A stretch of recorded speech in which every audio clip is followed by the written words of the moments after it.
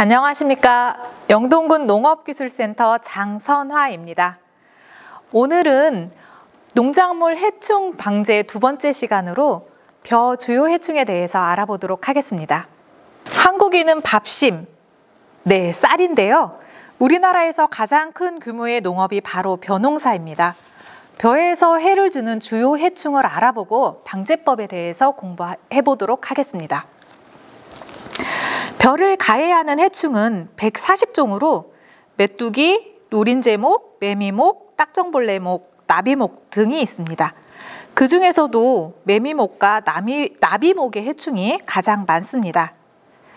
가해 양상에 따라 분류를 해보면 잎을 가해하는 대표적인 해충은 홍명나방, 멸각나방이, 줄기를 가해하는 해충은 이화명나방, 줄기와 잎을 흡집하는 해충은 멸구류와 먹노린재가 있습니다. 그리고 이삭을 가해하는 해충으로는 노린재류, 뿌리를 가해하는 벼 물바구미 유충과 또 바이러스를 매개하는 애멸구가 대표적입니다. 벼를 생육 단계별로 해충을 구분해 보았습니다. 표와 같은데요. 두 번째 칸 이항기 이후부터 분월 중기까지 본답 초기의 해충은 벼 물바구미와 애멸구가 주요 해충입니다. 그리고 분월 중기에서 분월 후기, 중기 해충으로는 먹노린재와 이화명나방이, 그리고 유수 형성기 이후인 후기 해충은 벼멀구와 홍명나방이 많이 가해를 합니다. 오늘 이 6가지 해충에 대해서 중점적으로 알아보도록 하겠습니다. 첫 번째, 벼 물바구미입니다. 벼 물바구미는 우리나라에서 1988년에 처음으로 발견된 뒤 전국적으로 확산이 되어 현재 가장 중요한 본답 초기 해충으로 취급이 됩니다. 연 1회 발생이 되고 성충 형태로 농둑이나 제방의 잡초에서 월동을 합니다. 성충의 크기는 3mm 정도로 아주 작은 편인데요. 월동을 끝낸 성충은 잡초의 새잎을 먹고 살다가 모내기를 하고 난 5월 하순 논으로 이동을 해 본격적으로 산란을 시작을 합니다. 알은 하루에 하나 두 개씩 물속의 엽초에 알을 낳기 시작을 하는데요. 약 한 달 동안 알을 낳습니다. 이 알이 일주일 정도 지나면 유충으로 부화를 하는데요. 유충이 이 벼 뿌리 쪽으로 이동을 해서 뿌리를 갉아먹어서 피해를 주고 있습니다. 다 큰 유충은 뿌리에서 흙집을 만들고 번데기가 되는데요. 번데기에서 우화한 해충은, 성충은 7월 중순부터 논둑으로 날아가서 다시 월동 준비를 하게 됩니다. 피해는 성충과 유충이 모두 가해를 하는데요. 월동한 성충은 벼가 이항을 하고 난 직후부터 벼잎을 갉아먹어서 피해를 주고요. 초기에는 논둑 인접 부분에 많이 발생을 합니다. 점점 논 쪽 안쪽으로 확산을 하면서 피해를 주게 되는데요. 증상은 성충이 벼 연맥을 따라서 세로로 길게 잎을 갉아먹게 됩니다. 표피만 갉아먹고 뒷면은 남겨두기 때문에 식혜 흔적을 보면 쉽게 가해 여부를 판단할 수 있습니다. 또 부화한 유충이 뿌리로 내려가서 뿌리를 많이 갉아먹게 되는데요. 분월을 억제하고 심한 경우 생육이 정지되는 등 피해를 많이 주고 있습니다. 방제는 여러 가지 방법이 있는데요. 4가지 방법 중에 적당한 방법을 선택하셔서 하시면 됩니다. 먼저 파종 전에 종자 분위 처리하는 방법인데요. 침종이 끝난 벽실을 물에서 건져서 촉촉한 상태에 그 종자 분위제를 적당량 넣고 골고루 섞어주거나 아니면 봉지에 넣고 흔든 다음에 말려서 파종을 하는 방법입니다. 최근에는 살충제와 살균제가 혼합된 분위제가 많이 나와 있어서 키다리병이나 깨시무늬병 같은 종자 전염성 병을 동시에 방지할 수가 있습니다. 두 번째는 토양 혼화 처리 방법인데요. 썰해지를 하기 전에 침투성 잎제 농약을 논바닥에 골고루 뿌린 다음에 논고르기를 하고 이양을 하는 방법입니다. 또 세 번째는 육묘상 처리하는 방법이 있는데요. 육묘 상자에 잎제 농약을 뿌린 후에 이양하는 방법으로 약재가 벼 표기 주변에 골고루 뿌려져서 약효를 높일 수가 있습니다. 마지막으로 수면에 처리하는 방법인데요. 이양을 하고 열흘 정도가 지난 후에 물을 댄 상태에서 수면에 골고루 약을 살포하는 방법입니다. 육묘상 처리하고 수면 처리 방법이 지금 현재 가장 많이 사용하고 있는 방법입니다. 모습은 벼 물바구미의 피해 모습인데요. 성충이 잎을 가해해서 난 시큰입니다. 그리고 두 번째 사진은 유충이 뿌리를 가해하는 모습인데요. 다 자란 유충은 한 1cm 정도가 되고요. 한 마리가 아닌 여러 마리가 모여서 가해하는 경우가 많습니다. 다음은 벼멸구입니다. 우리나라에 등록된 멸구류는 총 56종인데요. 그 중에서 벼에 큰 피해를 주고 있는 대표적인 종이 바로 벼멸구입니다. 6월 중순부터 주로 흐린 날 중국에서 기류를 타고 날아오는 비례해충으로 국내에서는 월동을 하지 못합니다. 비례한 후에는 우리나라에서 약 3세대를 지내게 됩니다. 벼멸구는 날개가 긴 장시형과 날개가 짧은 단시형이 있는데요. 성충의 크기는 단시형이 3mm 정도, 장시형이 날개가 있어 한 5mm 정도가 됩니다. 이 벼멸구는 생각보다 똑똑한 해충인데요. 처음 중국에서 날아오는 놈들은 대부분 날개가 있는 긴 장시형입니다. 아무래도 기류를 타고 멀리서 날아와야 되기 때문에 날개가 긴 것이 이제 유리하겠죠. 이 장시형이 우리나라에 정착한 후에는 증식을 하기 좋은 단시형으로 보통 증식을 합니다. 새로 태어난 성충은 이동성이 거의 이제 없어도 되기 때문에 번식하기에 적합한 형질을 갖추게 됩니다. 또 마지막 3세대에서는 다시 장시형으로 부화를 하는데요. 다시 먹이를 찾아 날아갈 준비를 하는 것입니다. 사진은 두 번째가 성춘 단시형의 모습이고요. 세 번째가 장시형, 그리고 피해를 받은 포장의 모습입니다. 피해는 성충과 약충이 벼 줄기를 흡집하는데요. 서식하는 위치가 수면 위 약 10cm 부위인 벼대 하부에 많이 붙어 있기 때문에 쉽게 눈에 띄지 않습니다. 정착한 후에는 이동성이 매우 낮기 때문에 발생한 곳에 집중적으로 피해를 발생하게 되는데요. 군데군데가 둥글게 집중적으로 고사하는 현상을 보입니다. 방제는 비례 후에 증식한 1세대 약충기인 7월 하순에 방제하는 것이 제일 효과적입니다. 무조건 방제하기보다는 해충 밀도를 보고 방제 여부를 결정하는데요. 7월 중순경 벼를 보고 30주당 20마리 이상이 보이면 방제를 하시는 게 좋습니다. 방제할 때는 약액이 벼대 밑부분까지 충분히 묻도록 살포하는 것이 가장 중요합니다.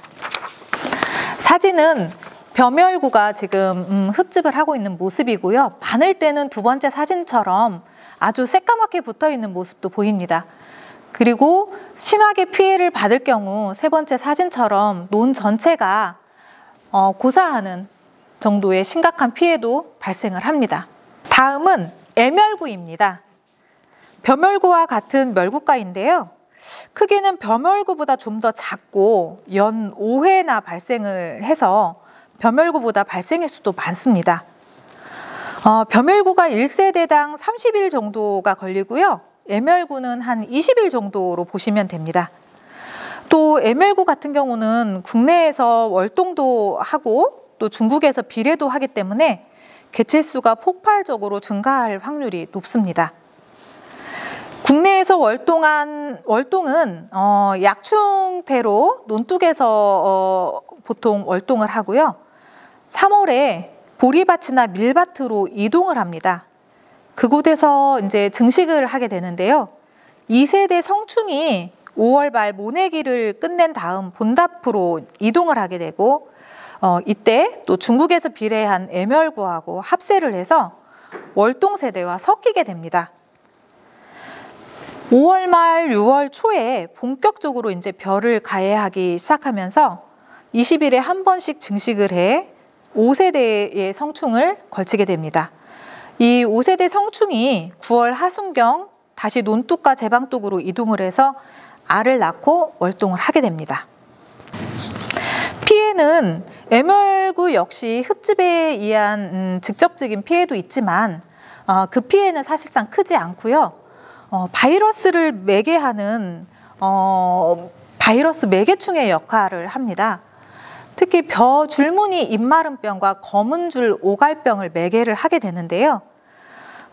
특히 벼 줄무늬 입마름병 같은 경우는 감염된 애멸구가 이 산란한 알에도 전염이 되기 때문에 다음 세대까지도 바이러스가 옮겨지게 됩니다. 방제 적기는 2세대 성충이 본답으로 이동을 하고 또 비례 성충이 겹치는 5월 말 6월 초에 집중 방제를 해주시는 게 가장 효과적입니다. 약제는 벼 물화분이 방제 약제와 마찬가지로 종자 분이 처리, 그 다음에 이항전 육묘상 처리, 이항후 수면 처리 방법 중에 선택하셔서 하시면 됩니다. 사진의 모습은 벼 줄무늬 입마름병의 병증이 나타난 사진입니다. 벼 잎에 줄무늬가 생기면서 고사하게 됩니다. 다음은 먹노린재입니다. 몸 전체가 먹색, 즉 흑색을 띠고 있어서 먹노린재라고 합니다. 크기는 1cm 정도의 검은 콩 정도의 크기라고 보시면 됩니다. 2017년부터 빠르게 확산이 되어서 근래 벼에 큰 피해를 주고 있는 해충인데요. 1년에 1회 발생을 하고 성충 형태로 논두렁 주변과 낙엽 또 잡초 속에서 월동을 합니다. 월동한 성충이 기온이 이제 올라가면 논으로 이동해 벼를 가해를 하는데요. 6월 하순에서 7월 상순이 발생 최성기입니다. 이 해충 역시 논 가장자리에서 먼저 서식을 하면서 안쪽으로 먹어 들어가게 됩니다. 또 주로 위치하는 부위는 줄기 아래쪽 수면에서 2에서 10cm 사이에 많이 붙어 있습니다. 또 외부 자극에 민감해서 작은 자극에도 물속으로 숨는 습성이 있습니다. 사진은 첫 번째 아래 모습인데요. 3줄 내지 2줄로 덩어리 형태로 났습니다. 그리고 약충의 모습인데요. 이거 역시도 령에 따라서 모습이 조금씩 다릅니다.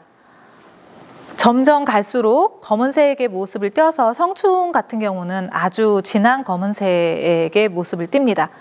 그리고 마지막 사진은 벼 아래쪽에 지금 집단으로 붙어 있는 모습인데 현장에 가면 이런 모습들을 많이 볼 수가 있습니다.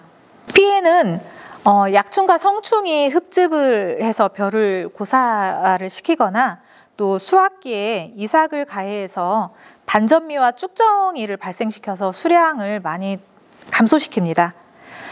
잎의 경우 가로로 흡집을 하는 습성이 있는데요. 피해받은 부분 윗부분이 마르는 증상이 나타납니다. 피해 역시 논 가장자리에서 가장 많이 나타나는데요. 심한 경우는 이삭이 패지 못하고 하얗게 마르는 백수 증상이 나타나기도 합니다.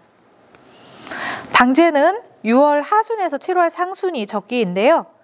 월동해충이 본답으로 이동을 한 후 산란을 시작하는 시기입니다.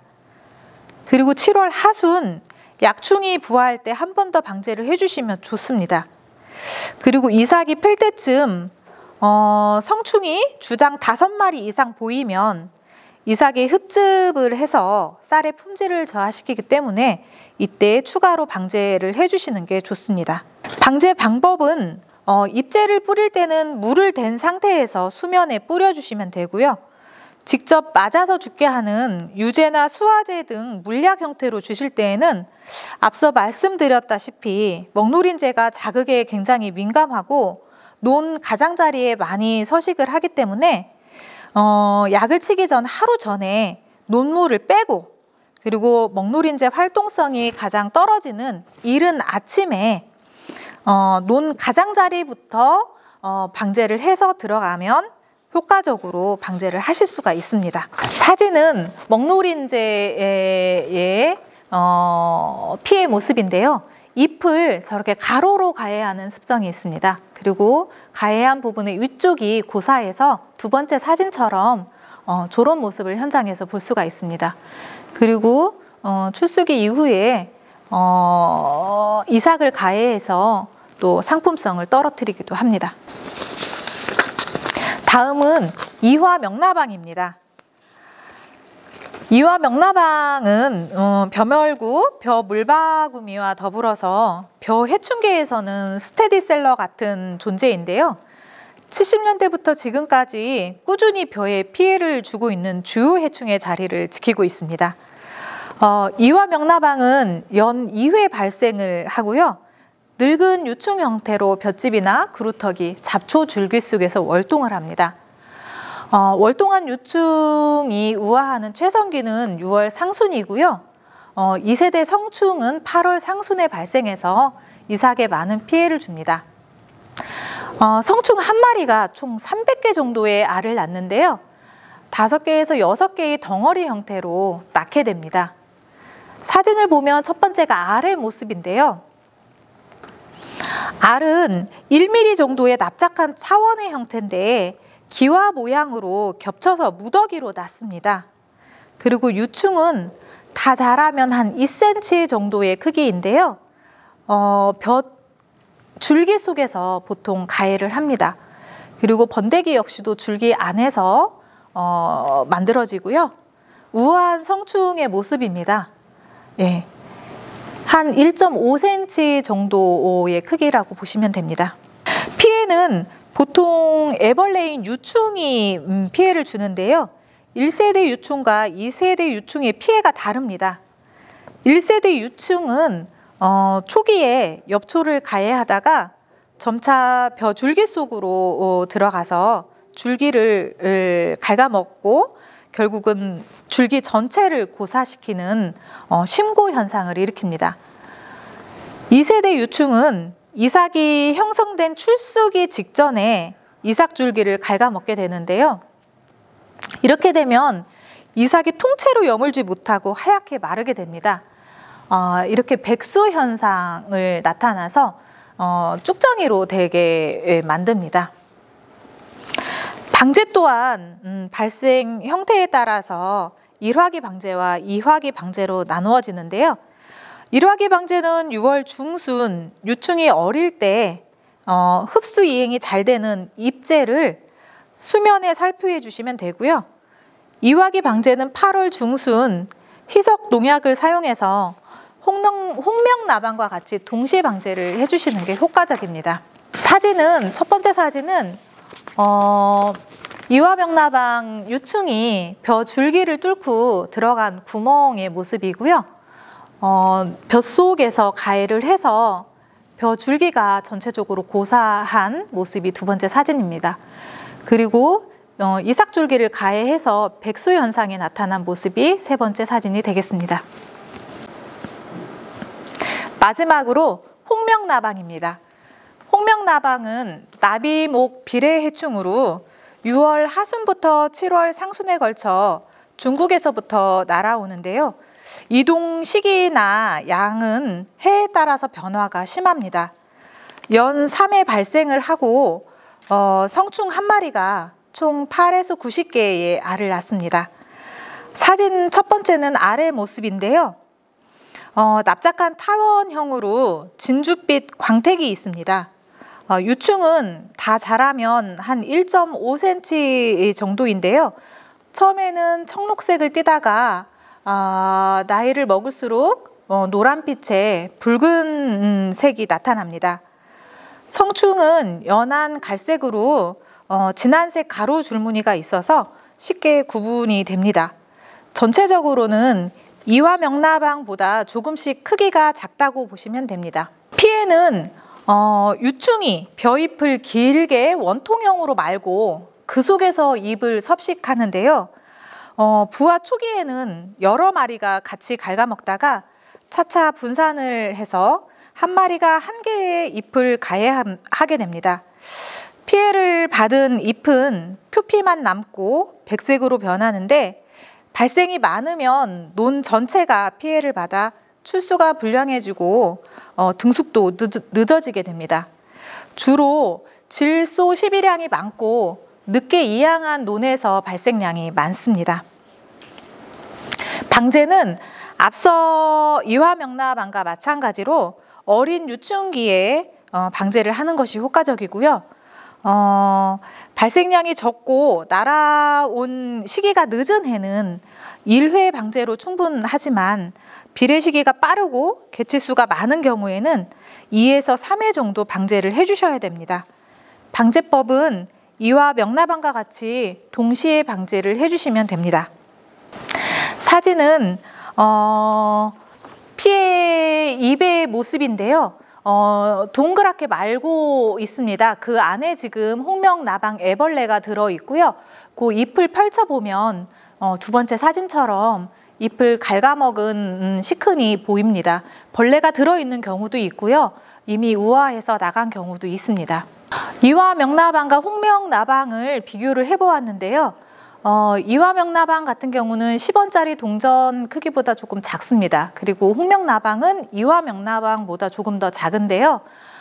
현장에서는 이화명나방 같은 경우는 날개에 무늬가 전혀 없고 홍명나방은 줄무늬가 있기 때문에 두 해충은 쉽게 구분을 할 수가 있습니다. 이상으로 벼에서 문제가 되는 해충에 대해서 알아보았습니다. 해충의 특징을 잘 알고 적기에 방제해서 풍년 농사 이루시기 바랍니다. 감사합니다.